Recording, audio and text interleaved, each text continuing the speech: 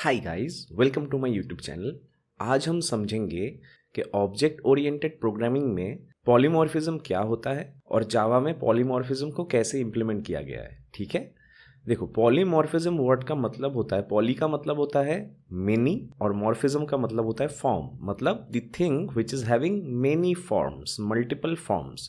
और जावा में ये कैसे इंप्लीमेंट करा गया है कि आप सेम नाम का मेथड रख सकते हो जो मल्टीपल अलग अलग इम्प्लीमेंटेशन के साथ हो। मतलब मल्टीपल मेथड्स के नाम सेम होंगे लेकिन उनके इम्प्लीमेंटेशंस अलग अलग होंगे, वो कुछ अलग अलग काम करेगा लेकिन मेथड का नाम सेम होगा। ठीक है, तो इसका एग्जांपल देने के लिए मैंने यहाँ पे एक ह्यूमन क्लास बनाया जो कि एक सुपर क्लास है। अब ये सुपर क्लास सब क्लास क्या होता है ये मैं मेरे इनहेरिटेंस वाले वीडियो में ऑलरेडी बता चुका हूँ। आप चाहे तो वो वाला वीडियो जाके जरूर विजिट कर सकते हो, मैं लिंक ऐड कर दूंगा डिस्क्रिप्शन में। तो यहाँ पे देखते हैं, ये हमारा सुपर क्लास है human.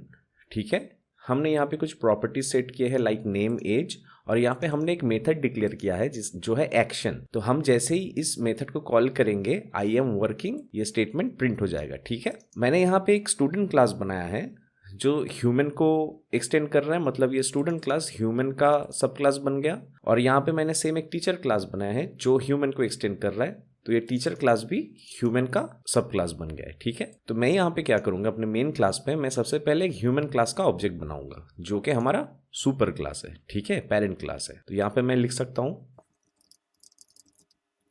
Human h1 equals to new human. अभी अगर हम इसके ऊपर वो एक्शन मेथड को कॉल कर देंगे और अभी अगर हम हमारे प्रोग्राम को रन करेंगे तो हम देख पाएंगे कि आई एम वर्किंग जो स्टेटमेंट ये ह्यूमन क्लास के एक्शन मेथड के अंदर था वो प्रिंट हो चुका है। ठीक है, ऐसे। अब जैसे कि अभी यहाँ पे देखो स्टूडेंट क्लास जो है वो ह्यूमन क्लास को एक्सटेंड कर रहे हैं, राइट। मतलब बाय डिफॉल्ट ह्यूमन के सारे प्रॉपर्टीज स्टूडेंट में आ चुका है, राइट। ये मैं इनहेरिटेंस में समझा चुका हूँ ऑलरेडी। यहाँ पे ये डायग्राम पे आप देख सकते हो, ह्यूमन में ये नेम, एज करके दो फील्ड्स थे और एक्शन एक मेथड था। जैसे ही स्टूडेंट और टीचर क्लास दोनों ह्यूमन क्लास को एक्सटेंड करा, ये नेम, एज और action by default student class और टीचर क्लास में अवेलेबल हो गया है। ठीक है, इसको प्रूव करने के लिए मैं मेन क्लास में जाके एक स्टूडेंट क्लास का ऑब्जेक्ट बनाता हूं। ठीक है, तो हम यहाँ पे लिख सकते हैं student s1 equals to new student, और इसके बाद जैसे हम यहाँ पे s1 डॉट करेंगे आप देख सकते हो ये एज, नेम और एक्शन ये तीनों ह्यूमन क्लास से ऑफर हो रहा है हमें कि हम इसको यूज कर सकते हैं। तो मैं अगर एक्शन को सिलेक्ट करूं और अभी अगर हम हमारे प्रोग्राम को प्रिंट करेंगे तो देखेंगे कि ये दोनों लाइन के वजह से हमें दो प्रिंट आउट मिला जो कि है आई एम वर्किंग, और ये दूसरा वाला आई एम वर्किंग वही सेम ह्यूमन क्लास से इनहेरिट होके आया हुआ है। ठीक है, अब देखते हैं कि पॉलीमॉर्फिज्म क्या होता है जावा में। ठीक है, देखिए पॉलीमॉर्फिज्म जावा में दो तरीके का होता है, एक है रन टाइम पॉलीमॉर्फिज्म और एक है compile time polymorphism. Run time polymorphism को हम मेथड ओवरराइडिंग के थ्रू अचीव कर सकते हैं, वहीं पे कंपाइल टाइम पॉलीमॉर्फिज्म हम मेथड ओवरलोडिंग के थ्रू अचीव कर सकते हैं। तो सबसे पहले हम मेथड ओवरराइडिंग का एग्जांपल देख लेते हैं। ठीक है, मेथड ओवरराइडिंग क्या होता है, अगर पेरेंट क्लास में कोई मेथड हो, ठीक है, वो कुछ कर रहा है, आप क्या चाहते हो कि चाइल्ड क्लास में वही सेम मेथड कुछ और काम करे, पेरेंट क्लास जैसा इम्प्लीमेंटेशन ना हो, उसमें मेथड का नाम जरूर सेम हो लेकिन वो इम्प्लीमेंटेशन उसका कुछ अलग हो। तो यहाँ पे आप देख सकते हो कि मेथड का नाम दोनों क्लासेस में सेम रहेगा। ठीक है, पेरेंट चाइल्ड रिलेशनशिप भी रहेगा वहाँ पे, लेकिन चाइल्ड क्लास में वो मेथड कुछ और काम करेगा, पेरेंट क्लास में जो हो रहा था वो नहीं होगा, कुछ और काम करेगा वो। यही होता है, सेम मेथड का आप दो अलग अलग फॉर्म देख सकते हो। ये हो गया run time polymorphism which is method overriding. देख लेते हैं कैसे कर सकते हैं। तो क्या करना पड़ेगा, जैसे कि आप देख सकते हो मैं ये मेथड को स्टूडेंट क्लास में ओवरराइड करने वाला हूँ। ठीक है, तो मैं क्या कर सकता हूँ, यहाँ पे आप देख सकते हो मेथड का सिग्नेचर पहले नोटिस करो, पब्लिक वॉइड, और ये मेथड का नाम है एक्शन, और यहाँ पे देख रहे हो ये कोई भी पैरामीटर नहीं ले रहा है। ठीक है, राइट। तो हमें ये सेम मेथड सिग्नेचर यूज करना पड़ेगा। ओके, मैं इम्प्लीमेंटेशन बाद में जाके बदल दूंगा, तो मैं यही सेम मेथड को कॉपी कर लेता हूँ और अपने स्टूडेंट क्लास में पेस्ट करके, अब स्टूडेंट का एक्शन क्या होता है, I am studying instead of working, right. कुछ ऐसा प्रिंट करते हैं यहाँ पे। ठीक है, आई एम स्टडिंग। तो जैसे ही अभी क्या होगा, अभी हम हमारे मेन क्लास पे चलते हैं, तो देख रहे हो अभी s1.action जो है ये वाला जो है ये पहले क्या था, ये एक्शन मेथड स्टूडेंट क्लास में अवेलेबल नहीं था। इसके वजह से ये पेरेंट वाला एक्शन मेथड कॉल हो रहा था और हमें प्रिंट आउट मिल रहा था आई एम वर्किंग। अभी क्या होगा, जैसे कि हमने ये मेथड को ओवरराइड कर दिया यहाँ पे और ये कुछ और कर रहा है, instead of I am working ये आई एम स्टडिंग प्रिंट करेगा। अभी अगर हम ये s1.action को प्रिंट करेंगे तो आप देख सकते हो प्रिंट करने के बाद इस लाइन के लिए प्रिंट हुआ था आई एम वर्किंग और अगला s1 ये लाइन नंबर 11 s1.action ये लाइन के लिए प्रिंट हुआ है आई एम स्टडिंग। तो आप देख रहे हो कि सेम मेथड ठीक है ओवरराइड हो चुका है चाइल्ड क्लास में। Okay, so this is how you should achieve method overriding in Java. This is a run time polymorphism. Okay, अब यहाँ पे बेस्ट प्रैक्टिसेस के लिए हम क्या कर सकते हैं, जैसे कि देखिए हमने ह्यूमन क्लास का, ह्यूमन एक सुपर क्लास है और यहाँ का जो एक्शन मेथड है इसको हमने स्टूडेंट जो कि चाइल्ड क्लास है वहाँ पे ओवरराइड कर चुके हैं, right. So it is always a good option to annotate this particular method with @override annotation. Okay? क्यों मैं इसका इंपॉर्टेंस आप लोगों को बता रहा हूं। सबसे पहले मैं यहाँ पे एक एनोटेशन डाल देता हूं @override। इसका काम क्या होता है, इसका काम है कंपाइलर को ये बताना कि देखिए ये जो मेथड है ठीक है ये इसका सुपर क्लास में भी इम्प्लीमेंटेड है, लेकिन हम क्या कर रहे हैं उसको ओवरराइड कर रहे हैं, ठीक है। इसलिए हमने @override नाम डाला। अभी यहाँ पे क्या होगा, मान लीजिए फ्यूचर में कोई दूसरा डेवलपर आके आपके कोड के ऊपर काम कर रहा है तो उसको पता है कि ये मेथड ओवरराइड कर रहा है, ठीक है, इसके सुपर क्लास के मेथड को। अब वो तो कोड से जाके देख ही सकता था, लेकिन आप अगर यहाँ पे मेंशन कर दोगे तो उसको 100% पता चलेगा कि हाँ ये हो रहा था, ठीक है। तो उसको आपने एक इंफॉर्मेशन दे दिया पहले से ही कि ये मेथड ओवररिडन है, ठीक है।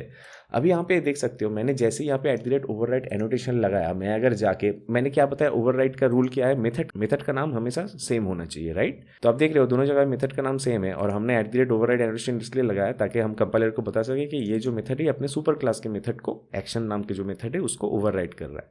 अभी अगर मैं यहाँ पे ये एक्शन को शायद इसको रीनेम करके कुछ एक्शंस वगैरह कर दे तो आप देख रहे हो ये यहाँ पे अभी कंपाइल टाइम एरर देने लगा। ये क्या बता रहा है कि create actions in super type human, बता रहा है कि अभी ह्यूमन क्लास में हम एक्शंस करके मेथड बना देंगे अलग से, क्योंकि वो मेथड इसको मिल नहीं रहा है। हम इधर बोल रहे हैं कि वी आर ओवरराइडिंग, राइट। हम यहाँ पे बोल रहे हैं कि हम सुपर क्लास के मेथड को ओवरराइड कर रहे हैं और सुपर क्लास में एक्शंस नाम का कोई मेथड है ही नहीं, यहाँ पे देखिए। इसलिए बोल रहा है अगर मैं यहाँ पे क्लिक कर दूँ इस कंपाइल टाइम एरर के ऊपर तो आप देख सकते हो यहाँ पे एक मेथड ह्यूमन में एक एक्शंस करके वो मेथड बना देगा अलग से, जो कि हमें चाहिए नहीं। तो मैं इसको डिलीट कर देता हूँ और वापस मैं अगर मेरे क्लास में जाऊँ और हाँ यहाँ पे आप एक चीज़ देख सकते हो, मैं अगर ये @override एनोटेशन हटा देता हूँ ना तो ये मेथड ये एरर चला जाएगा, क्योंकि now this will be considered as a completely different method.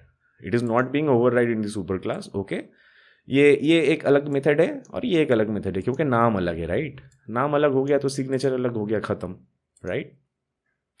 इसके लिए @override एनोटेशन देना जरूरी हो जाता है, राइट, ताकि आपको एडिशनली कोई कंपाइल टाइम एरर मिले। ओके, अभी हम क्या करते हैं, अभी हम कंपाइल टाइम पॉलीमॉर्फिज्म का एग्जांपल देखते हैं, व्हिच इज मेथड ओवरलोडिंग। इसके लिए मैं क्या करता हूं, देखिए मेथड ओवरलोडिंग क्या करता है। देखिए मेथड ओवरराइडिंग कर क्या रहा था, आपको एक पेरेंट चाइल्ड रिलेशनशिप रखना पड़ेगा। कोई पर्टिकुलर क्लास कोई पर्टिकुलर दूसरे क्लास को एक्सटेंड करेगा और दोनों क्लासेस में आप सेम टाइप के मेथड्स, मतलब सेम नाम से मेथड्स रखोगे, तभी जाके सब क्लास का जो मेथड है वो सुपर क्लास के मेथड को ओवरराइड करेगा, राइट।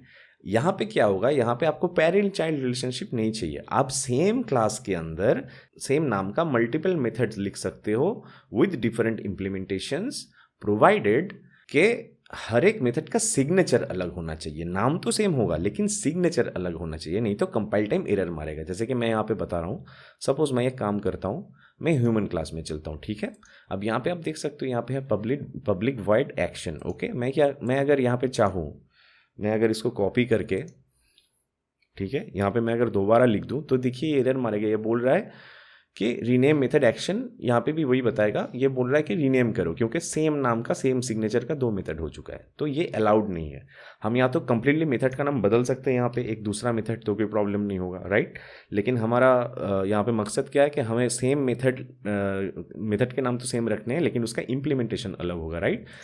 ये अलाउ होने के लिए आपको मेथड का सिग्नेचर भी अलग अलग रखना पड़ेगा। जैसे कि देख रहे हो सिग्नेचर कैसे होता है, देख रहे हो यहाँ पे कितने पैरामीटर्स आप डाल रहे हो कोई भी मेथड के अंदर, उसके ऊपर इसका सिग्नेचर डिपेंड होता है। जैसे कि ये वाला जो मेथड है, पहला वाला एक्शन, यहाँ पे हम कोई भी पैरामीटर नहीं डाल रहे हैं। सपोज मैं क्या करता हूँ, ये जो दूसरा मेथड हमने लिखी इस पर हम कुछ पैरामीटर्स डाल देते हैं, ठीक है। जैसे कि मान लीजिए यहाँ पे मैं एक पैरामीटर ले लेता हूँ इंट, ओके, इंट नम और नंबर समथिंग। अभी देखिए कंपाइल टाइम एरर चला गया, क्योंकि अभी कंपाइलर को समझ में आ रहा है कि मेथड का नाम तो सेम है, लेकिन वो आइडेंटिफाई कर सकता है दो मेथड को अलग अलग तरीके से based on the parameter is being passed. यहाँ पे कोई भी पैरामीटर पास नहीं हो रहा है और यहाँ पे एक नंबर पैरामीटर हम पास कर रहे हैं। अभी अगर हम अपने ऐप स्टार्ट मेथड पे चले और ये हमें स्टूडेंट वाला कोड नहीं चाहिए, ठीक है। अभी आप देख रहे हो यहाँ पे क्या हो रहा है, ह्यूमन क्लास का हमने एक ऑब्जेक्ट बनाया और हमने एक्शन मेथड को कॉल करना है यहाँ से विदाउट प्रोवाइडिंग एनी पैरामीटर। अभी अगर हम हमारा प्रोग्राम को रन कर देंगे तो आई एम वर्किंग, मतलब अभी अगर हम ह्यूमन क्लास में जाए देख सकते हो ये वाला प्रिंट आउट हमें मिल रहा है, राइट। ओ सॉरी, मैंने प्रिंट आउट का ये मैंने इम्प्लीमेंटेशन चेंज ही नहीं किया, सॉरी। एक काम करते हैं, आई एम वर्किंग के बाद एक स्पेस डाल के, ठीक है, मैं यहाँ पे ये जो नंबर पास करने वाला हूँ उसको प्रिंट कर देता हूँ। So plus number.